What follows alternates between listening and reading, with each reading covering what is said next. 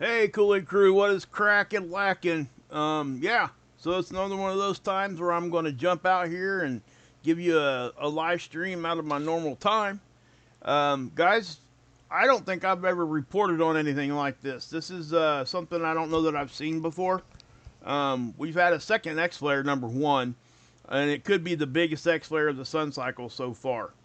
If somebody could give me a 5 for 5, I'm going to go ahead and just kind of keep moving. But please share this one out.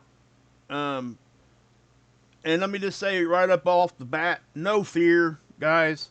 I don't think this is grid down or anything like that. Okay. I absolutely do think that this is significant. This could be the most significant solar storm in many years.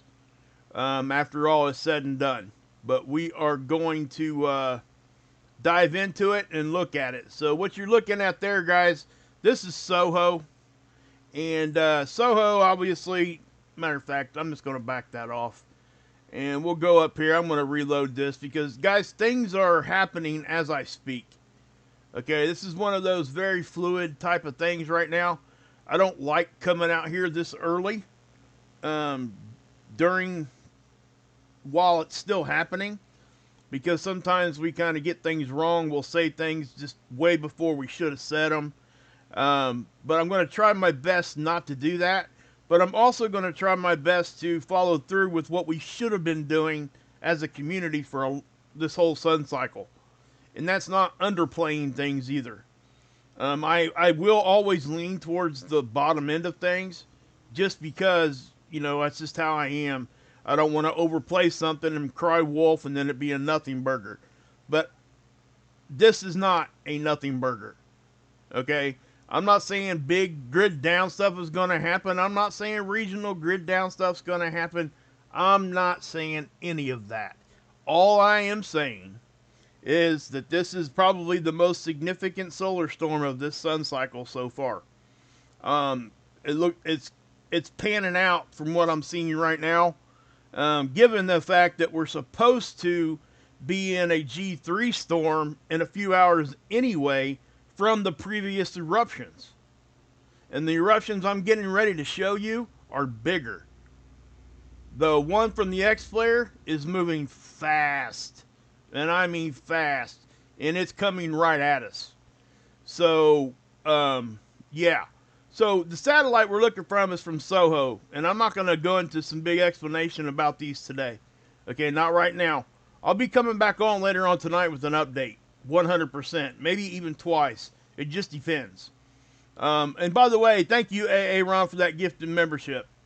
5 gifted memberships. Brother, you're just a rock star, man. Thank you so much. And yes, I'm still going to try to sneak in a members only stream today. Okay? It's going to be later on, but we're going to try to get that done too.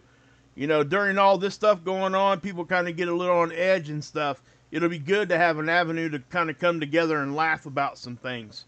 Okay? Some funny Zoom court stuff. So, that's kind of what the plan is. Now, again, I will say this, that this is not grid down, okay? Just telling you that right now.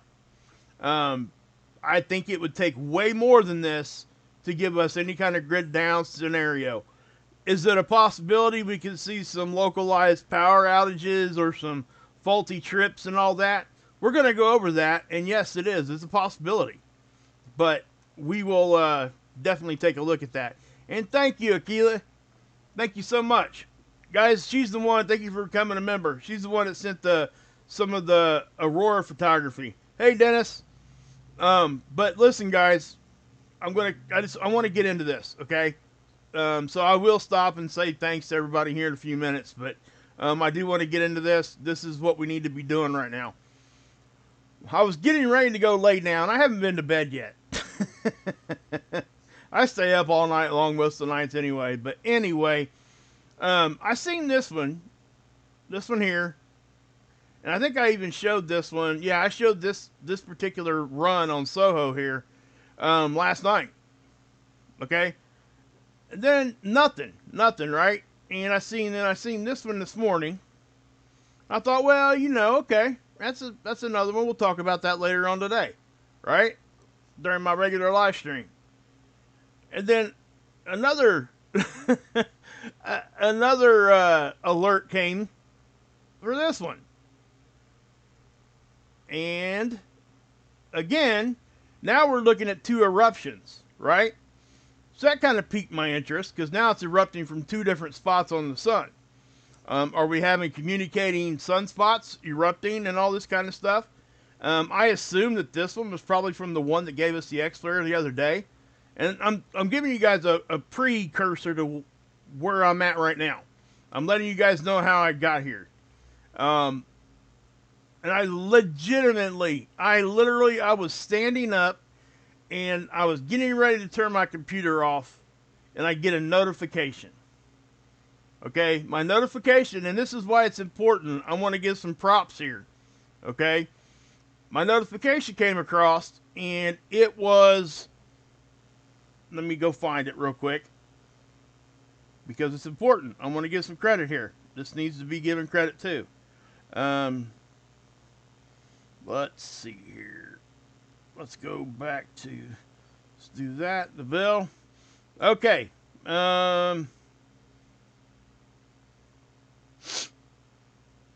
Light 777.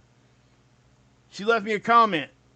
Okay. Holy moly. Anyone seen that X flare we just had? And I was like, X flare? I just looked at the images. I literally did, and I got up and shut my computer off. So I stopped, and I came back over here, and this is what I started seeing. So here I am. So thank you, Light 777. You caught me before I went and took a nap. So, and you guys know that I don't really like jumping right out here, but this is one of those scenarios where I want to give everybody at least a little bit of some starting information here so people don't get like worked up, because there's going to be channels out there that's going to work you up. Okay, don't let them do that to you. It's just not like that, guys. Okay. Number one, we got time before the ones that just erupted before they get here. Now, the one from the X flare may not have a whole lot of time, but we still got some time to wait on it. But we also we were expecting other geomagnetic storms. So anyway, this is SOHO. It's from our perspective. It's 1,000,000 miles closer to the sun than what we are. And it's always looking at the sun. So let's start with the second here. I showed you guys this one yesterday. These are the ones that happened yesterday. Now, we had, let's back that off. Let's go to the first. We had an X flare back here. Okay. I think it was here. Was it here or was it on the... Yeah, it's at the end of the day on the first. Okay. But as you can see this one here, this is the X flare here. Something else that's interesting here, guys, that I haven't really seen a whole lot before is the floor. Okay, our base floor of our X-ray production is now staying in M-class range. It's not dropping out of it, which means that anything that erupts is going to have a really good chance of going X-class again.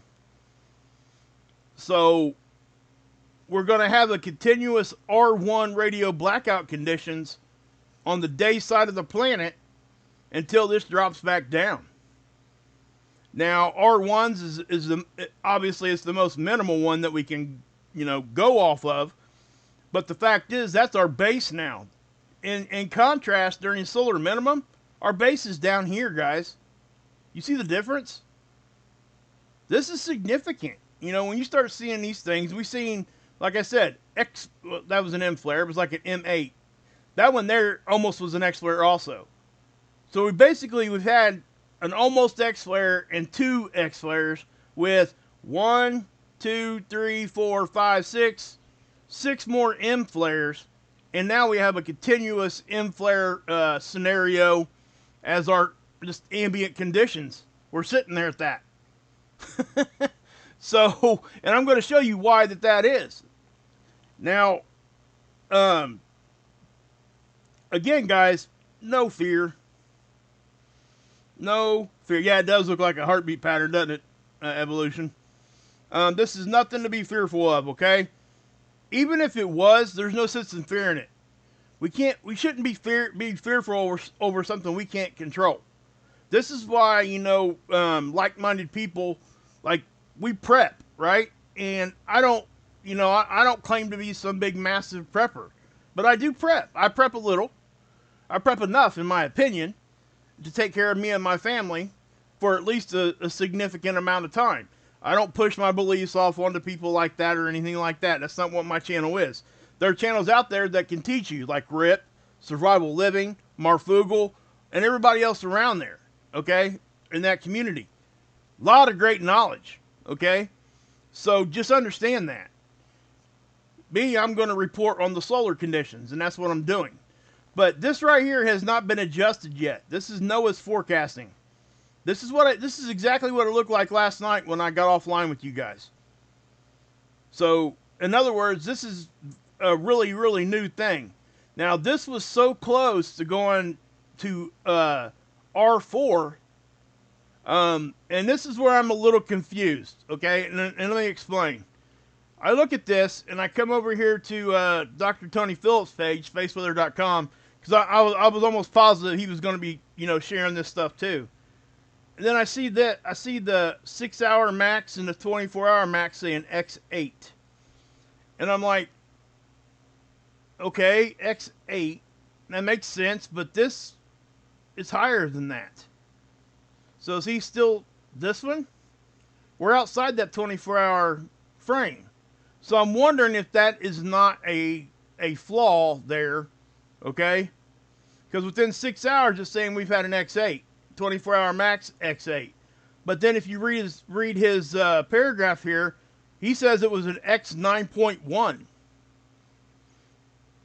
Okay, that would make it the biggest X flare this solar cycle.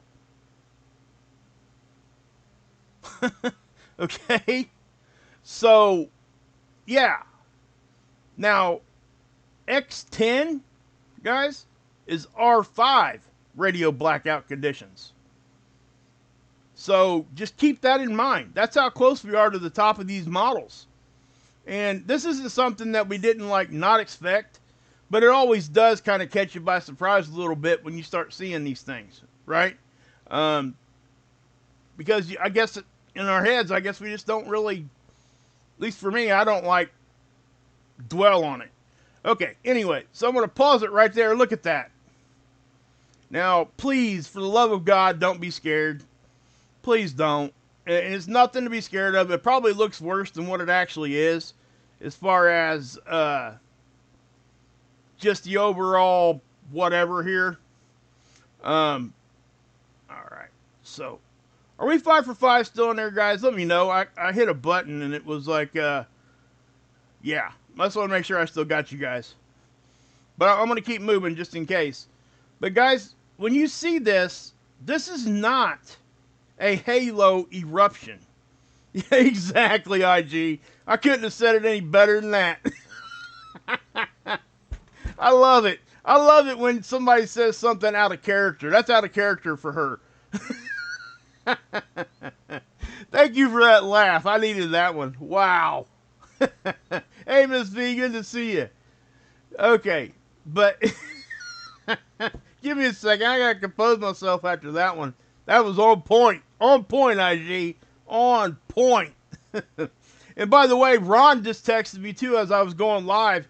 I think he was trying to get my attention and show me what was going on. I just didn't see it until I went to go text him. So he's going to be talking about this too.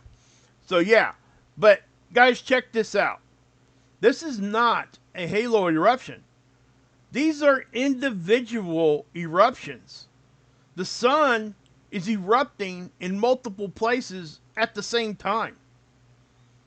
And big time. So that's just what I'll say,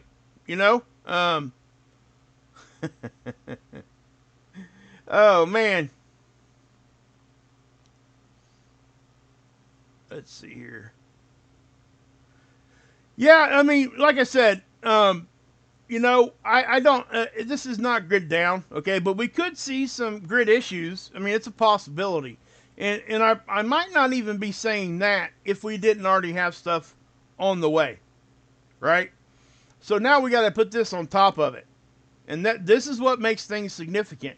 It's just building and building and building. Now, we always have an uptick in solar activity around this time of year anyway. You know, example, the 2003 Halloween storm, right? That was a huge one. Okay? So, yeah. But these are the flares. Now, the flares, again, radio blackouts. Okay? This is the X flare. And do you see how that thing is staying green very consistently? That means we're in R1 conditions at all times right now. So anybody with ham radio communications is going to be having a little bit of noise on their bands there. Okay. Now, if it gets any higher than that, we can start talking about like miscommunications and things like that. This could definitely affect first responders and people that use that type of communication to keep us all safe. You know, especially, you know, guys, we just got through with, you know, we're not through with this. We got this big hurricane that just happened.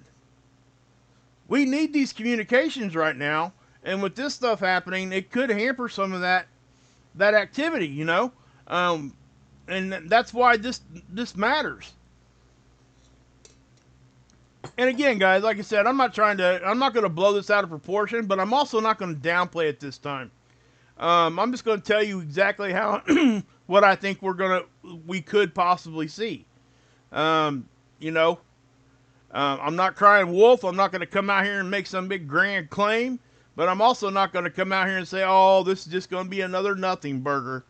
Well, first off, I don't know that I've ever reported on a nothing burger, because every time I've ever reported on something, something has happened. You can go look at it in the data. We always have, almost every time, seismic activity uptick. So, I mean, that right there erases the nothing burger theory. But anyway, but I see how people can feel that way, right? Because they're not seeing it with their eyes, right? If it doesn't happen to them, they think nothing happened, right? That's not necessarily the case. So anyway, let's watch this again. I'm just going to play this and you guys can see, right? So let me slow this down. And, well, I guess I could, yeah. So I'm going to pause it and I'm going to back it up some, okay? It's really interesting to me that all of those eruptions, they seem to erupt at the same time. But I'm seeing individual halo signatures with each one of these. And I'll show you what I mean. That's a halo right there immediately. See that? That's from the X flare. That's what started everything. When that happened, it destabilized at least the whole front of the sun, if not part of the back. And it can destabilize the whole sun. That's enough energy, guys, that can do that. Right? So, and then we keep moving forward. Now see the halo from the first eruptions here, right? This is the second eruption, but look here. You see this dark shadow? That could either be the ghosting of that first initial one, or it could be a brand new halo CME. It's hard to tell in these difference imaging sometimes. So that's just what I'll say. It could be the original one, but I don't think it is. It could be, I guess. But then you get this one over here erupting again. These are big eruptions on their own. You don't have to have another one there. But we do. Now I will say, this one here, we may catch a glancing blow from that one, but the majority of this one's going right off that way, okay? And the same for this one. But this one here, from the X flare, is coming right at us, I guarantee it. So here's SDO, and again, this is the one that's in geosynchronistic orbit, and it always keeps its eye on the sun, right? Now, with that being said, it's from our perspective, and this is the 131 angstrom. I'm showing you guys this one here because it shows flares really well, and it does still show some eruptive material, plasma. It shows some of that. It won't show the whole full blast, And we're going to look at some different angstroms here in just a second too, okay? But I want you guys to make sure that you see this one here first, okay? We're going to go to the 94 angstrom here in just a minute. Now, when I'm saying that angstrom word, you guys can kind of substitute that for light wavelength, okay? So we're looking at the 94 wavelength, basically. I mean, that's kind of what we're talking about here, right? So we look at that one specific wavelength of light, the 94. In this case, it's the 131. And so that's what we're seeing here. All other light is not being represented here, okay? All we have is the 131 wavelength. That's it. So we're looking at this specific wavelength to see a specific gas. That's what we're talking about here, okay? So, yeah. Let me clear that off. Now, but you can still see some of the plasma eruptions. So what I'm going to do, first thing I'm going to do is I'm going to pause that here, and I'll show you guys this. You see how fast that was? The CME from this one, I'm telling you guys, is moving fast. Okay? I can't tell you how fast, but it's moving fast. So watch this. Okay, so we go straight to that. And when we see that, that means the camera itself has gotten overexposed. Alright? Too much light. The camera couldn't handle it, so this is the image you get. Go to the next one. Check that out. I mean, it almost don't get more dead center to Earth. Now remember, this is the equator of the sun, right? The Earth actually sets a little bit to the south of the equator right now. So this is almost like dead on. So any kind of CME is going to hit us from this thing. Much like the one from the other day. Same thing. Okay? So as I keep moving here, what happened right after that? Right? And we don't get to see it all that much here. Now, I'm telling you guys that X-flare is what kind of ticked everything else off here. But I did see some eruptive activity up here first. So it could have been up here. You see that filament right there? That filament's lifting off. And we'll look at a different angstrom to see that. But after that happened, that's when everything else started really getting into gear here.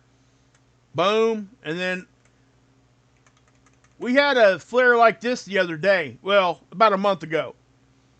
Remember I was showing you one that looked almost very similar to this? It just kept flaring. So much X-ray was just, it's still pumping it out, guys. This right here is probably the biggest reason we're staying in M class range. Because that particular sunspot is just continually pumping out X-ray. So, one thing I will say, we haven't been hit with the radiation storm yet either, okay? So, what does that mean? Well, our connection to the sun is over here on the right side. So, if we haven't had a CME cross that path yet, we're probably not going to see a radiation storm until these things actually start to hit. Now, I do think when these things start hitting later today, and then a day or two later, well, let's do this real quick. This is what we had yesterday, right? This is what we were expecting yesterday. So now you can add extra days here for what we're talking about right now. So that's my point. There's a lot going on, right? And it's going to be very hard for the forecasting. That's why I nowcast. And yes, I stole that term from Ryan Hall. And I'm not, it's unapologetic too. Because I'm telling you right now, that's what I do. I nowcast. I don't try to forecast out a whole lot. Because every time I do, it's either close to right or wrong. So it just wasn't helping anybody. Including myself. So anyway. Let's go ahead and let's change this to the 94 angstrom.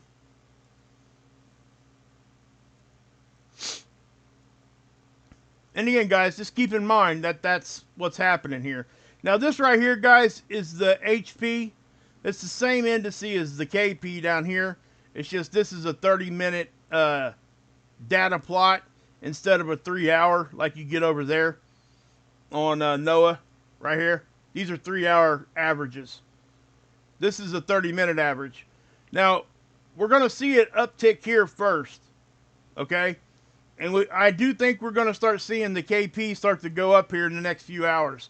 And I would have been saying the same thing if none of this had happened anyway, because this was already on its way, all right? So I just want to show you that real quick. This is the Discover data. Notice how nothing is really excessively high right now, okay? I don't want people to be fooled by this. When this starts, if this BZ is in the negative, -6 is the threshold that we're looking for. Okay? The BZ is basically our magnetic positioning or the orientation. So, if we get the negative, if we're in a negative, we couple to the magnetic fields in a lot of the CME action. And it'll draw it in. Now, if it's in the positive, it'll have that opposite effect, guys. So it could, make things a little bit less intense. We're just going to have to wait and see. Now, when we go -6, it'll highlight it here in purple. So if you guys want to come check this out when I'm not here, please go look at this stuff, okay?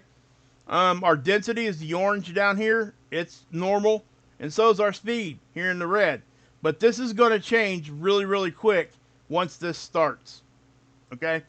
This is our geo-electric field model. This right here is our the geo-electric field at the surface. So they're using this because this moves every time you get geomagnetism. The geo-electric is affected. So they use this to help forecast earthquakes. They're trying to bridge that gap because we know space weather affects seismic activity. So, yeah. And I seen Ron saying something to me in the text there about volcanoes and things. So we could get an uptick in all that. I think we're going to. I don't think we can get out of this without at least a little bit of that. Now, this is our magnetosphere. It's created from space weather or solar wind and our magnetic field. Those two things combined create our magnetosphere here. Okay? So the energy's coming from the sun. The bow shock is our initial point of contact. It's where space weather meets our magnetic field. That right there. Okay? So with that being said, this thing it doesn't look too bad right now. And it's not going to. Now, the white here is low dense material. But we are taking some little hits right now. This could be the beginning of what's going to happen. Right? The darker colors means it's more dense. But I'm not seeing much magnetic pressure, which is right here. Okay? So what you're seeing there, it's actually, we're losing some pressure right now. Magnetic pressure is getting easy.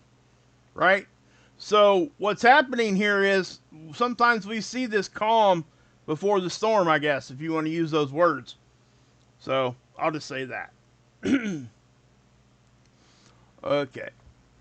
I need a drink, guys. Sorry. Anybody guess what I'm drinking? Kool-Aid, baby. Kool-Aid. Okay. So, this is the Australian model of this. This is our magnetosphere model for, this is just the Australian one. They chose to do a simple one, which I love it. Okay? It's easy to explain, and it's easy to understand. This is the bow shock. This is our satellite line. So when this bow shock gets pushed back or compressed enough, it'll get compressed all the way back here. So any satellite that is in front of that bow shock is being exposed directly to whatever space weather we're getting hit with. And it adds drag, and it can damage these satellites. A lot of them will go into automatic safe mode. They'll shut themselves down for 20 minutes or so. I learned that very early on, and it's a good thing because if it doesn't do that, it can really damage it. But remember, when you start getting these charged particles and the density goes up, it's like standing in a sandbox and somebody coming over with 5 more buckets of sand, dumping it in front of your feet, and you try to walk through it.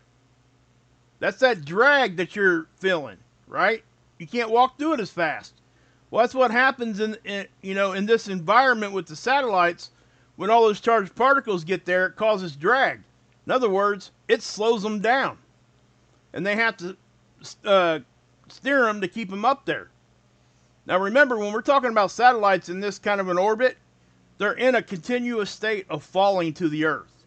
Now I know that's kind of hard for some people to understand, but that's actually what's happening. That speed that's being created from that actually keeps it in the orbit that it is. So it's kind of like almost getting slingshotted all the time, right? And if you want to learn more about that, just look up orbital mechanics.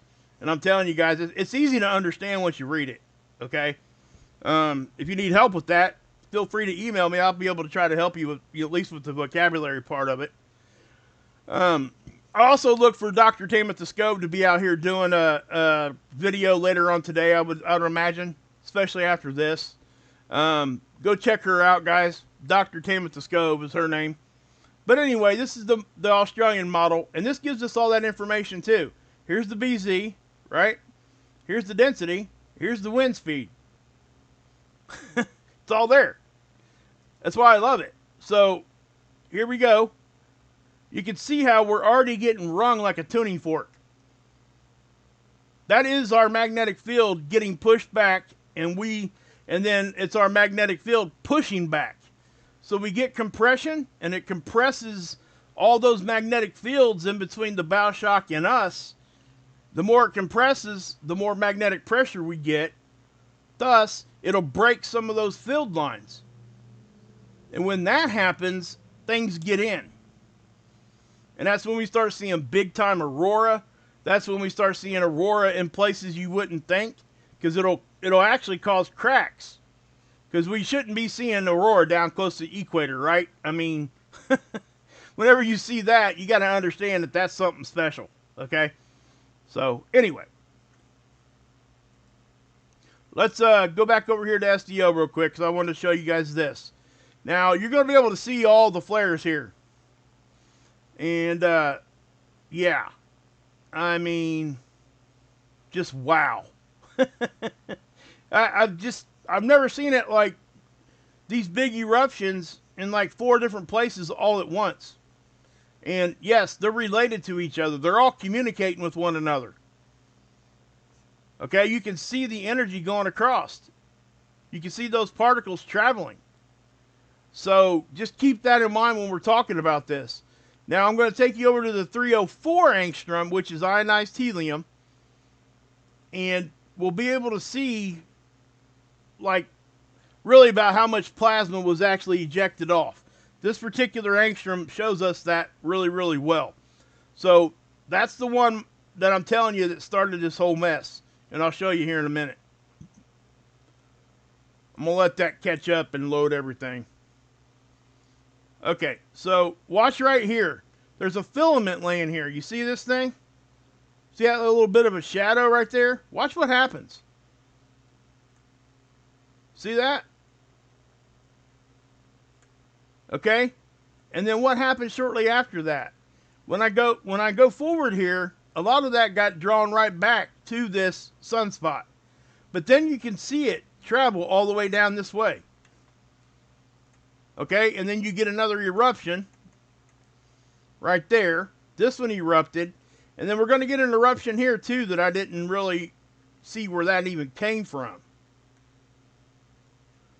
So right before that X flare, we had this one right there. Okay, see that standing up right there? And then you can see this one moving. Everything is active. That's really all I need to say. And you can look at this just like I can. So the X flare again is right in front of us, and that's the most powerful part of all this.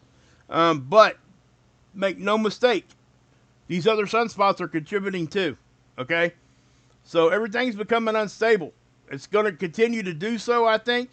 So let me show you the magnetogram, and we'll be able to see how unstable these sunspots are.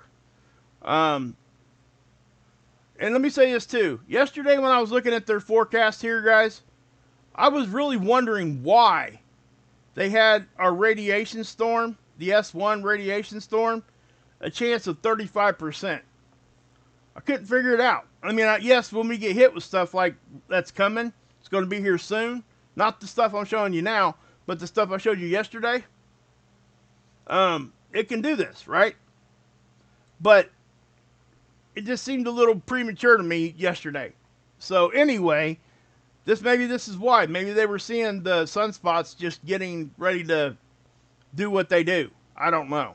But I wouldn't want their job trying to forecast this one. That's for sure. Because this is going to be something crazy. But the reds and blues, when they start mixing with each other, we get reconnection points. Okay? So when the reds and blues, the polarity, it's like taking your jumper cables and touching them. Kabam! Right? So when these do that, that's when it flares. So when you start seeing these little ones break off and start to swirl like between the two, the reds and blues getting real close to each other, moving around, that's when we start getting more and more flares. So just keep that in mind. Now, and again, guys, when you come over here, you see this R1, that's the condition we're in right now. Radio blackout condition, radio blackout storm 1, level 1. That is not going to change until this drops down, guys. So, yeah, this kind of stuff just, I kind of get a little excited about it because I don't get to do this very often. Not to this level. I think it's cool. A lot of this stuff is cool to me. So, obviously the bad stuff isn't cool. But, again, guys, this is not grid down. Nothing to fear. Okay? Please don't be fearful of this. Just be aware. And, sometimes people need to take a little bit of a closer look to how much they're prepped up and how much they're not. Not even necessarily for this. If you lived in the southeast and you weren't prepped up, guess what? You've got issues now. Right? Because of the hurricane. So, when you prep, buy stuff you're going to use, prep for the location that you're in, and then do what you need to do. That's just what I do. So, again, I don't want to dwell on that prepping thing because there's a lot of more people out there that have a lot better grasp on that than what I do. Again, Ripper, Survival Living, Marfugal, Alaskan Prepper, all these guys, man, there's so many of them out there that do great stuff. But I would first send you over to Rip. And Survival Living, well, and Marf too. Marf reports on the news, but he's also a prepper and talks about that. Him and Dex both do.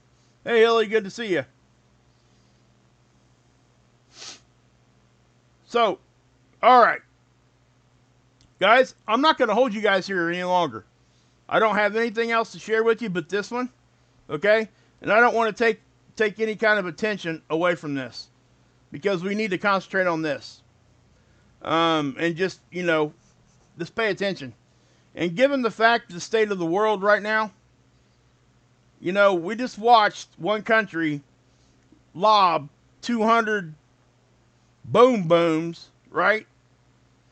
Could you imagine if one of these types of events was big enough to affect some sort of defensive equipment? I mean, that's something that nobody ever talks about hardly. Yes, it's going to be an odd situation, but is it possible? Absolutely possible. Now, but that's also why our military takes steps against that. I get that. But what I'm trying to say is, this can affect stuff like that. So, just saying. Is it going to? I can't say. Again, guys. But also, guys, we got this comet coming. This is Easter Island, by the way. And we'll be reporting on that as we keep moving. Now, I also want to show you, I know Akila, she just became a member, but she sent us some aurora photography the other day. I already showed it to you guys, and I'll show it to you guys later on today when I do my next live stream. But this right now is what we expect for aurora. This is the forecast. I look for this. This is KP of 6. That's a KP of 6. Okay? So, and I think what's going to happen, if you come down here, they'll show you KP level, which is the indice that they use for geomagnetic activity. Okay, it is this one here, KP. And remember, I just showed you guys the HP here. So yeah, but when we get a KP of 5, this is the aurora oval we should see. KP of 7, that's what it should look like, and a KP of 9 there. Now KP of 9 means we're in a G5 storm. It's going to take, it'll take a lot to get there. I'll just say that. At this point, with everything happening, do I think we can see a G5? I absolutely think it's on the table. I really do. Is it going to happen 100%? No, I'm not going to say that because, you know, I can't forecast like that. But it'll be interesting to see what this initial hit from these other ones, see how high we go, okay, and how long it lasts. Also, what's going to matter, like I said before, guys, this X-flare, that was a fast mover down here, okay? If that thing gets here and catches up with the CME in front of it, oh man, it just intensifies things, okay? You know, it can make it hit harder, and if it catches up with one in front of it, you get that snowplow effect, because the CME in the front that's moving slow acts like a wall, and then the CME in the back is acting like a snowplow shovel and rolling all those particles up. So you get this big dense shock wave in between the two CMEs. It acts like a third CME a lot of the time. So, you know, that could add stuff to this too. Now, if we see a radiation storm, you'll see it over here on this coronagraph. It'll look like snow. It'll really, I showed you guys one because it happened, I don't know, back in May. So sometimes we'll see this thing get completely whited out on the bigger storms. But yeah. All right, guys. Click your notification bells, please. If I see anything else happen, if anything else big happens, I'm going to come right back on and let you guys know what's going on. All right. I'm not going to be like in some like massive hurry. That's when people make mistakes. Again, no fear. Please, no fear. Not worth it. And I don't think this is grid down, right?